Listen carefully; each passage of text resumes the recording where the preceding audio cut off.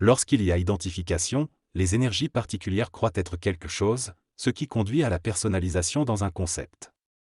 Cependant, lorsque l'énergie se personnalise, elle ne s'identifie pas vraiment. Lorsque l'homme s'identifie, il n'est pas, mais lorsqu'il est personnalisé, il est réellement présent. Il y a une différence entre l'identification et la personnalisation. Lorsqu'une personne revit son enfance, elle parcourt simplement le chemin laissé par les autres d'énergie qui l'ont précédé, elle ne vit pas réellement son propre passé. Il n'y a pas de constance dans la succession des possessions, car dans la réalité des faits, le temps n'existe pas.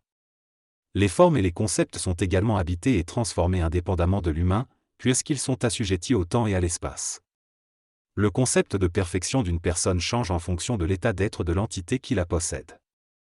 Les formes et les concepts sont continuellement en changement, même si nous ne le percevons pas.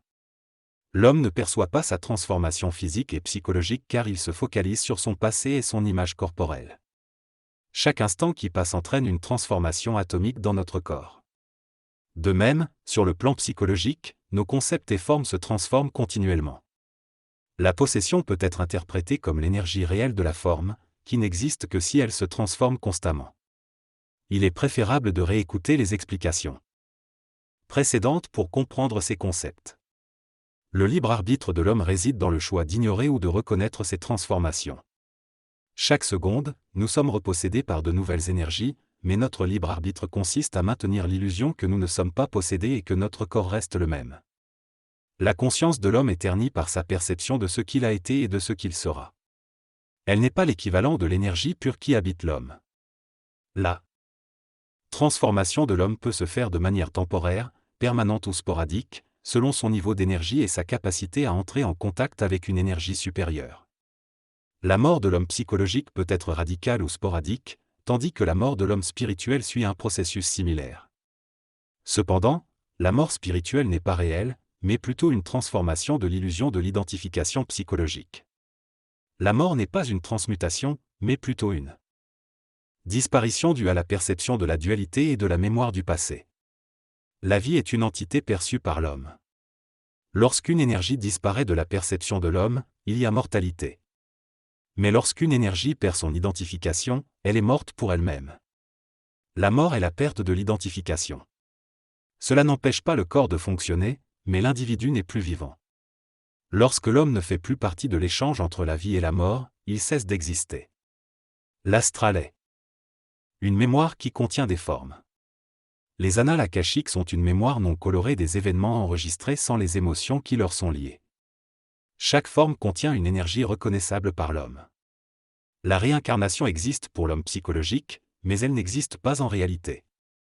Dans ce texte, l'auteur remet en question la notion de réincarnation. Il affirme que la réincarnation n'existe pas car l'homme n'est pas immortel.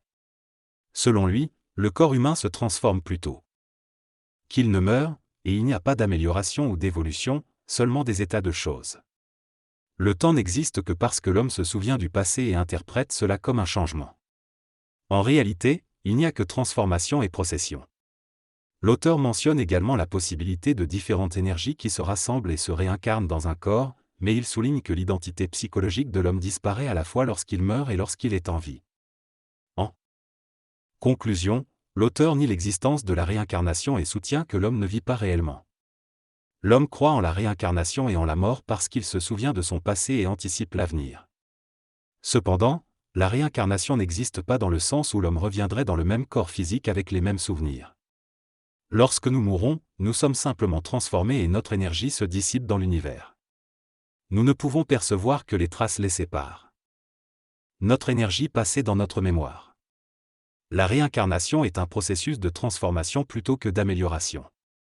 Cependant, il ne faut pas avoir peur ou être incertain de cette réalité car cela ne change rien à ce que nous sommes. Les migraines peuvent être liées à une psychologie particulière, mais cela sera développé dans une conférence ultérieure. En attendant, il n'est pas nécessaire de poser des questions, car si nous sommes conscients de notre destinée, il n'y a pas besoin de réponse. Selon cette analyse, la conscience immédiate de l'homme se caractérise par une perception partielle de l'énergie qui l'habite. Lorsqu'une question est posée, c'est en réalité le reflet de la parcelle d'énergie conscientisée qui cherche à attirer le reste. Les questions et les réponses ne sont donc qu'une expression énergétique, une illusion. Il est conseillé de poser des questions, mais aussi d'y répondre soi-même, afin de découvrir qui l'on est réellement. Il ne faut pas confondre l'ego, le moi, avec une entité extérieure qui nous posséderait. De plus, la personne ne connaît pas ce qu'elle a à vivre ou à expérimenter, elle le vit simplement. La connaissance de ce que l'on souhaite expérimenter exclut l'expérimentation elle-même.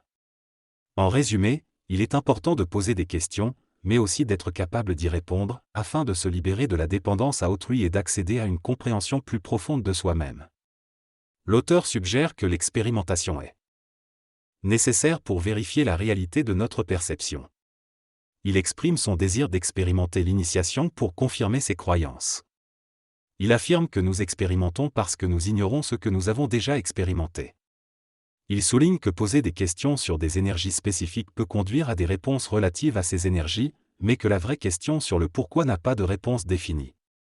Il aborde ensuite la signification des noms et souligne que le nom qui nous est donné à la naissance est lié à des égrégores qui nous influencent. Il mentionne que le changement de nom peut avoir des effets, mais que cela ne change pas le processus constant de transformation de l'ego.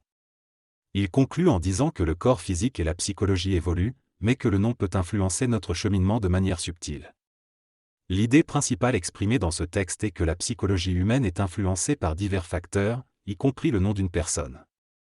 L'auteur mentionne avoir observé une corrélation entre les noms des patients ayant des blessures similaires. Cependant, il souligne que la psychologie évolue avec le temps en fonction de plusieurs mécanismes.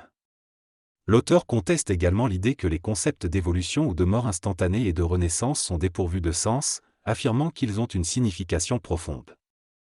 Il soutient que chaque mot ne signifie que l'énergie qu'il transmet, et que l'évolution humaine se produit à travers l'identification et la transformation de l'ego.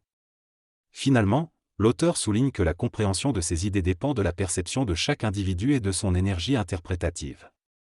L'ego n'accorde plus d'importance à son existence, il n'y a plus de fierté. Il y a plutôt une facilité, une acceptation.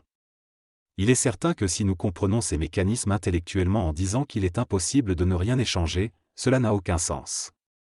Alors qu'est-ce qui a vraiment du sens ?